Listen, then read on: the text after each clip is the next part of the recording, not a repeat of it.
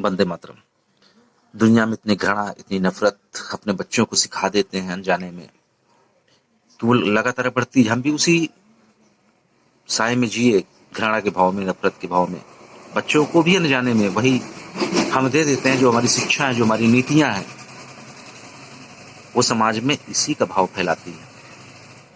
घृणा है, नफरत है। हमें सिखाया जाता है कि तुम्हारी दूसरों से प्रतिस्पर्धा है, तुम्हारी दूसरों से प्रतियोगिता है, तुम्हें आगे निकलना है, तुम्हें उन बच्चों से आगे निकल जाना है, तुम्हें उन लोगों से आगे निकल जाना है। और फिर घृणा का भाव, द्वंद का भाव, मन में संघर्ष का भाव। परमात्मा ने हमें जिस वजह से भेजा, जो बनने भेजा था, जो मेरी संभावना थी, उस मार्ग से भटक जाते हैं। उस मार्ग पर कदम भी नहीं रख पाते। और फिर जीवन में हर पल ये लगता रहता है कि कुछ ना कुछ टूटा है, कुछ ना कुछ छूटा है, और समझ नहीं पाते छूटा क्या है, टूटा क्या है। रविन्द्रनाथ टैगोर का परिवार काफी बड़ा था। करीब 125 या 150 लोग उस परिवार में निवास करते थे, सब एक साथ रहते थे।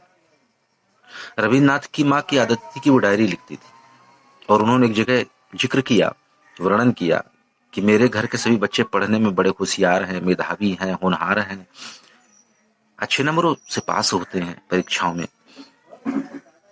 मैं आशा करती हूँ कि ये सब अपने जीवन में कुछ ना कुछ कर जाएंगे। लेकिन मेरे घर का एक बच्चा है, रविंद्रनाथ, मैं उससे कोई आशा नहीं करती हूँ कि वो कुछ कर पाएगा।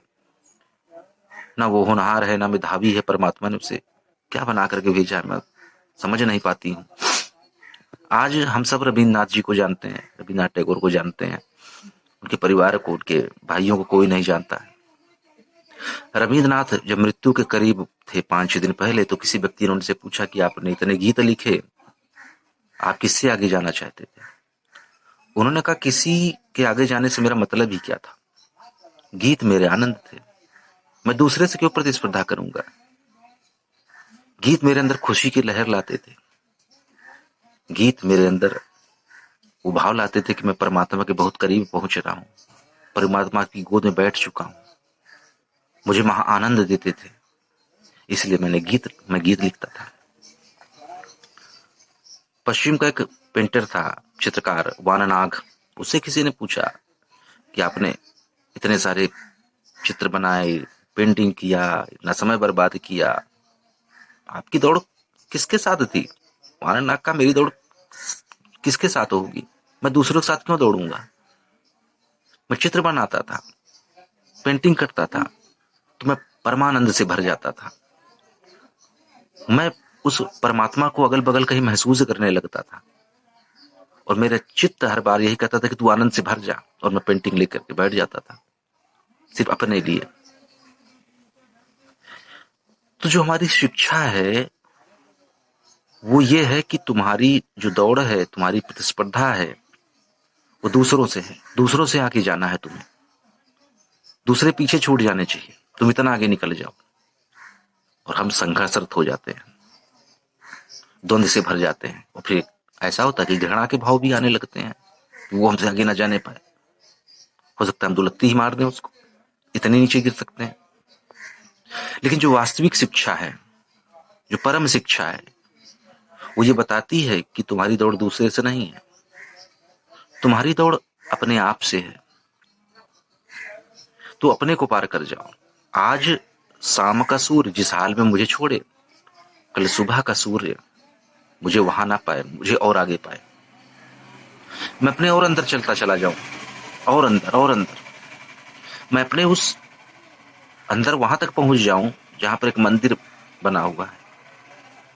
उस मंदिर की चौखट तक भी पहुंच जाऊं तो बड़ी बात है। अगर चौखट तक पहुंच जाऊंगा तो एक दिन अंदर भी पहुंच जाऊंगा, तो और अंदर और अंदर मैं नए शिखरों पर चढ़ूं,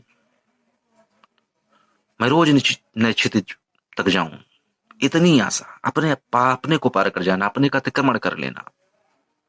मेरी प्रतियोगिता मेरे अपने से है, दूसरे से नहीं है। मैं किस तरह से अपने को पार कर जाऊं। मेरी प्रतिस्पर्धा दूसरे से होगी क्यों, मैं अपने को पार करूं। मेरी खुशी रोज निरंतर बढ़ती चली जाए, इतनी खुशी, इतना आनंद, परमानंद में तब्दील होने लगे। मुझे दूसरे से क्या प्रयोजन हो सकता है। तो रविन्द्रनाथ जी से किसी ने पूछा कि आपने 6000 गीत लिखे, और इतने एक सुंदर गीत आपने लिखे कि सबको संगीतबद्ध किया जा सकता है। अभी आपकी क्या आशाएं हैं? अभी आप और क्या करना चाहते? तो वो शायद मृत्यु के 5-6 दिन करीब की बात है। उनकी आंखों में आंसू आ गए, वो रोने लगे। तो उस व्यक्ति ने सोचा शायद मैंने इनकी प्रशंसा की, इस वजह से रो रहे हैं। लेकिन रविन्द्रनाथ ने कहा कि मेरे आंसू जो आ रहे हैं वो इसलिए आ रहे हैं कि अभी तो मैंने साज छेड़ा था, अभी तो मैंने तैयारी चालू की थी, अभी तो मैं गुनगुनाने की कोशिश कर रहा था, अभी तो मैं सितारों को ठोक बजाकर सही कर रहा था कि उस परमात्मा ने मुझको बुला लिया, अभी तो मेरी तैयारी चल रही थी। मेरे बादलों में पानी भर गया था, धरती प्यासी थी और मैं बरसना चाहता था पूरी तरीके से और बरस नहीं पाया, इसलिए मेरी आंखों में आंसू आ गए। तो जब अपने आप से प्रतिस्पर्धा होती है, अपने आप से हम कुछ बनने लगते हैं, तो जो अंदर का भाव है, जो अंदर का प्रेम है, वो उमड़ने लगता है, वो घुमड़ने लगता है कि पूरे संसार में बांट दिया जाए इसको, क्योंकि इतना ज्यादा हो गया है कि संभलता नहीं है। हम जितना बांटे, अंदर लगता है और घनीभूत हो गया है, और फेंकना चाहिए, और फेंको प्रेम। तो प्रेम है तो वो फेंकते चले जाते हैं। तो हमारी जो दौड़ है वो अगर मेरी अपने आप से हो जाए, किसी दूसरे से ना हो, तो ये नफरत, ये घृणा के भाव, ये हमारे अंदर से मिटने लगेंगे।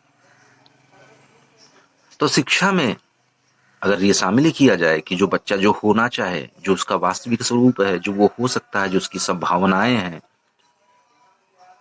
वही उसको बनाया जाए। उसको जबरदस्ती डीएम ना बनाया जाए, उसको जबरदस्ती डॉक्टर ना बनाया जाए, उसको जो इंजीनियर ना बनाया जाए। उसकी जो संभावनाएं हैं वही विकसित कर दी जाए। तो आने वाले समय में ये घृणा के भाव, ये नफरत के भाव, ये प्रतिस्पर्धा, ये दौड़, ये सब शांत हो जाएंगे, क्योंकि हर मनुष्य अपने मार्ग को पालेगा। जो उसको परमात्मा ने भेजा है वो मार्ग उसे मिल गया।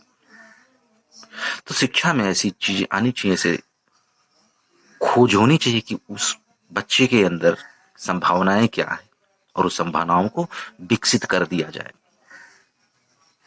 इतना ही काफी है। वंदे मातरम।